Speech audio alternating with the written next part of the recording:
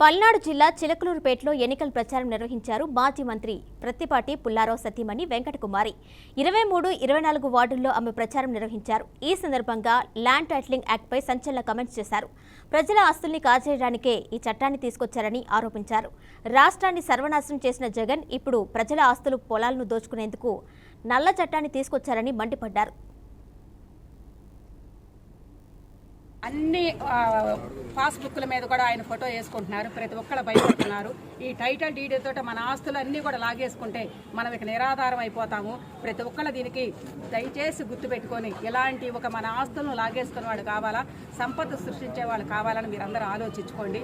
మనకు ఎవరైతే సంపద సృష్టించి మనకు అండదండలుగా ఉంటారో తెలుగుదేశం పార్టీని మీరందరూ అభిమానించి మనం అందరూ కూడా సపోర్ట్ చేసి మళ్ళీ మన మంచి రోజులు రావాలని కోరుకుంటున్నాము. అలాగే ఈరోజు మద్యపాన నిషేధం అని చెప్పి అన్నారు. మాట తిప్పను మడమ తిప్పను అన్నారు.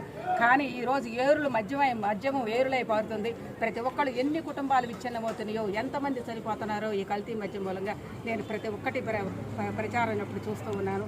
దయచేసి వీటన్నిటికి కనుక మనం చెక్ పెట్టాలంటే కంపల్సరీగా తెలుగుదేశం పార్టీ అధికారంలోకి రావాల్సిందే. మీరందరూ సపోర్ట్ చేయాల్సిందే. తెలుగుదేశం పార్టీని గెలిపించాల్సిందే మనస్ఫూర్తిగా కోరుకుంటున్నాను. ప్రతి ఒక్కళ్ళ స్పందన చాలా బాగుంది.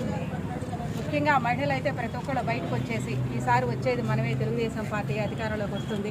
ఈ కాలువలు కానీ రోడ్లు కానీ ఎవరు ఎక్కడ చేయలేదు, మీరు వచ్చినాక బాగు చేయించండి అని అడుగుతున్నారు.